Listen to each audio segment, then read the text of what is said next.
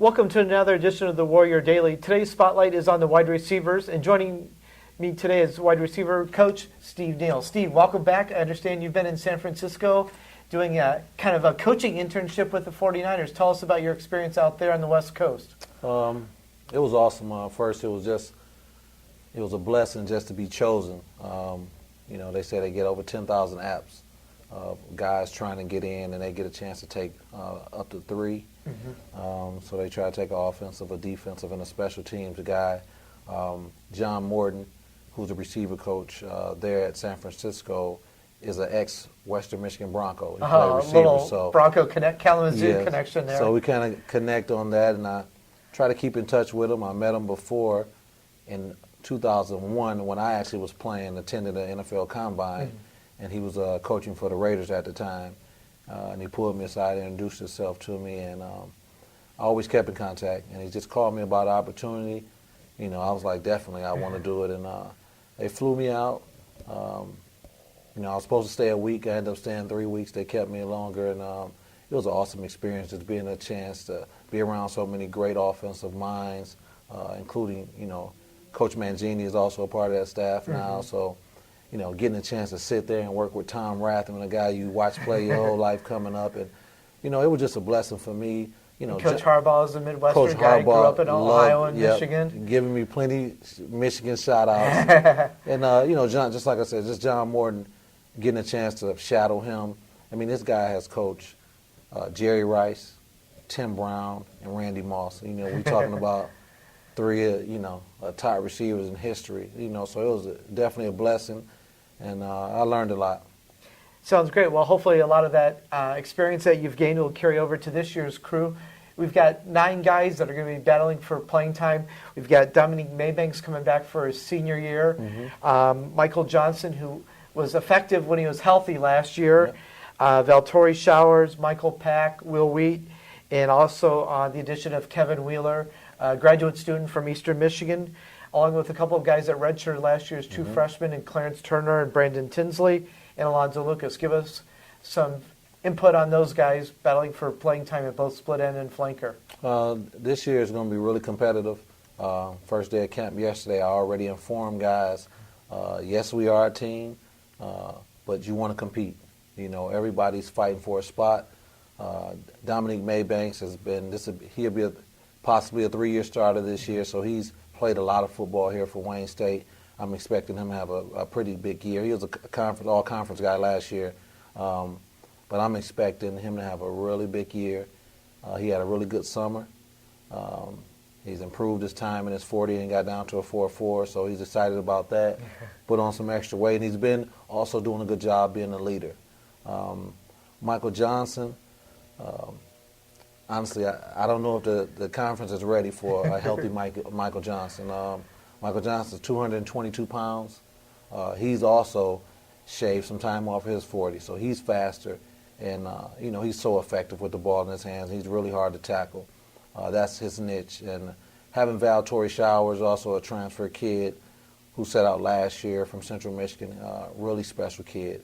What Valtori offers us is that exciting player that we kind of missed in that slot, since Troy Burrell. So not going to call him Troy Burrell. I'm not going to go there until I see him play, but just a lot of things he can do with his quickness.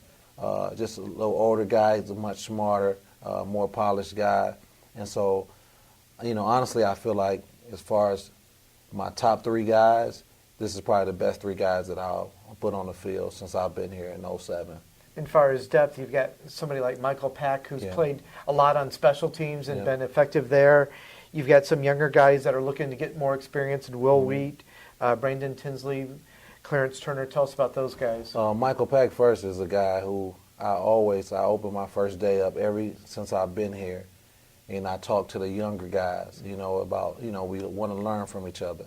And I always say, if you want to know how and see how somebody goes hard, no excuses, just take care of his job and go about it the same way every day, watch Michael Pack. It's hard to match his effort, so he sets the tone, all the time with his effort. He don't make excuses. He's that hard-nosed guy that you love to have. And Will Wheat actually had a really good spring. Had a really good spring. His summer was the best summer he's had. And so he's really, confidence level is really high right now. And if he can continue and start off where he left off in the spring, he's the guy I also see being able to help us this year. That I would some quality put him depth into there. the rotation. I mean, he's offensively, passing, and he can really help us. He's probably one of my best route runners. Really good feet, quick hands in and out of his routes. And it's just for him is getting playing experience and building that confidence. My red shirt guys from last year, expecting those guys to come compete. What they add first is size. I mean, Brandon Tinsley, if you look at him, his body, Coach Mendoza's done an awesome job with him. If you just see him, he looks awesome. I got to remind him to keep his shirt on now. He's, really into that realm of where he is physically. Clarence Turner is a 6'4" kid. Really quiet, but he can really play when you get it going. He's also a kid who actually is really good after the catch, to be 6'4". Alonzo Lucas is a guy who, right now, we're trying to see where he will be health-wise, but he's one of the fastest players I've ever coached. Vertically, Alonzo Lucas can run with the best of them. And so if we can get him back healthy, he's the type of guy who can really take the top off a lot of defenses this year and keep guys on their heels. And so I'm expecting a lot of competition between those guys. And like you mentioned before, some of those other guys that's coming in, the Kevin Wheeler kid, the transfer from Eastern Michigan, who's also a graduate student, he's really anxious. He didn't play a lot of football at Eastern, and so he kind of got a chip on his shoulder, and he's coming in. And for us, to me, it's good because it adds more competition into our room. And the more we can get guys to compete, the better we can be. And so I'm anxious to see what he can do. Michael Rojas, transfer from Northern Michigan. Haven't got a chance to work with him a lot yet. I just watched a lot of film on him. And, again, I don't want to throw a name out there and get but he reminds you of Josh Furnell when you watch him. Short kid, good body size, really quick. You can really take off from 0 to 80, really fast. And so he's going to be a guy that's going to be interested and hopefully in the future can help us a lot in the return game and whatnot. You mentioned Coach Mendoza. Well, obviously we've got Yes. the younger Mendoza, Manny, joining your flight squad this year. Yes, definitely. Manny Mendoza has been an excellent addition. Initially was the only receiver we signed this year. And the only problem we have with Manny is, is he going to grow out of being a receiver? He's had for a freshman, he had an excellent off season. He was here all summer, of course. I don't know how much that was influenced by Coach Mendoza, but he was here. He looked great. And, that's another kid I'm really anxious to see because what he is, Manny has a really high football IQ. And when we took him, we knew that. And you can't take enough of good football players. Sometimes a kid won't be as fast as you want, as big as you want, but sometimes you just get kids who really know how to play the game. And that's where Manny really shows up, a really high football IQ and a real tough, hard-nosed kid.